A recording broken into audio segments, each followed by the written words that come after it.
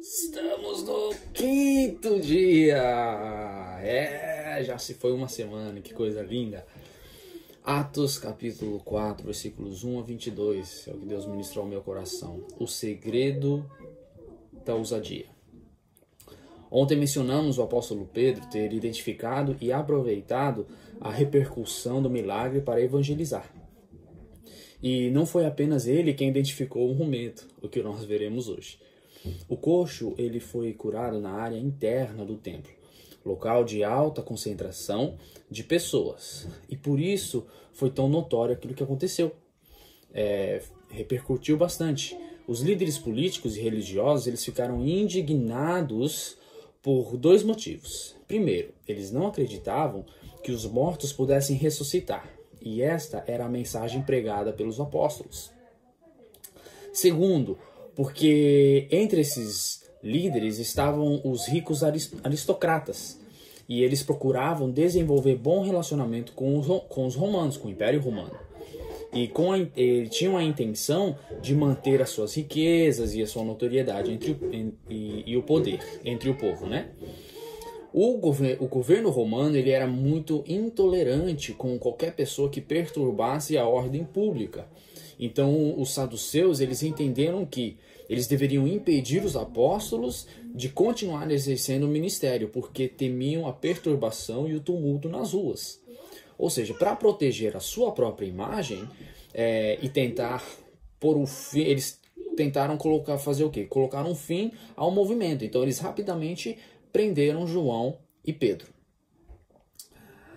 Aqui nós podemos perceber como o ser humano ele busca, quando o ser humano busca seus próprios interesses, ele pode não só deixar de ouvir a verdade, como também tentar impedir que ela seja pregada.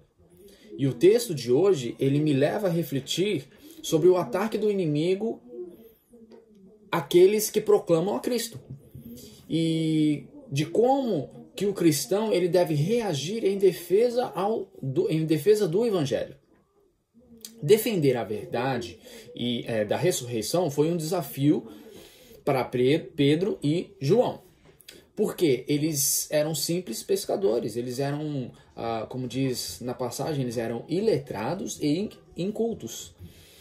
E então, por esse motivo, os membros do Sinédrio, eles lidavam com eles com desprezo.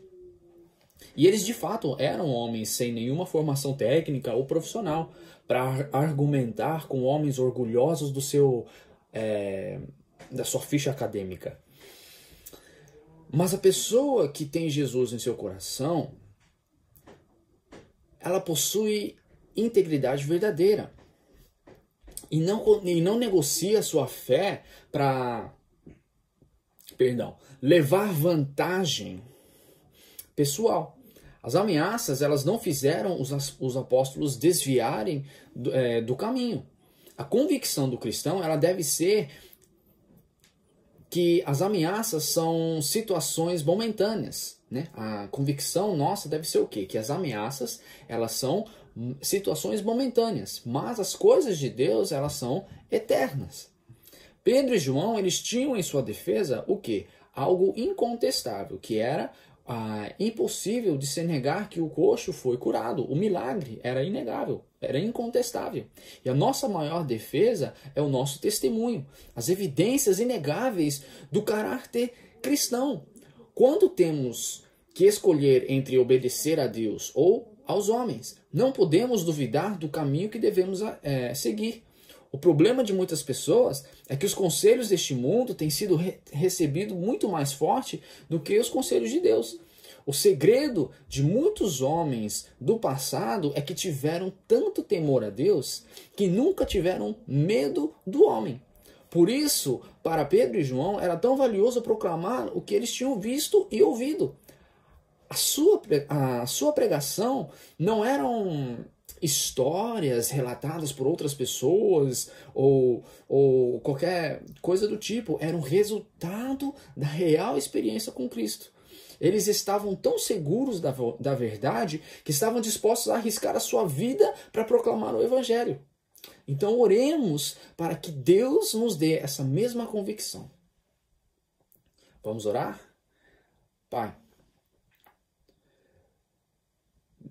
dê a nós, Senhor, a convicção, as experiências necessárias para marcar as nossas vidas e que, através dessa experiência, que ela venha criar em nós a convicção, a certeza de quem nós somos, de quem Tu és, daquilo que o Senhor tem colocado para nós fazermos, e que ao testemunhar de Ti, ao sair para ser essa luz da forma que o Senhor quer que nós sejamos, nós tenhamos essa convicção, ela venha a emanar, Senhor, do nosso interior, e nós possamos então viver em função disso e não temer, papai, não temer as afrontas, não temer os levantes, porque sabemos que eles são momentâneos, mas a Tua palavra e as Suas promessas, elas são eternas. Que essa seja a nossa convicção no nome do Senhor Jesus Cristo. Em nome de Jesus. Deus abençoe, uma boa semana, um bom final de semana e nos vemos segunda-feira.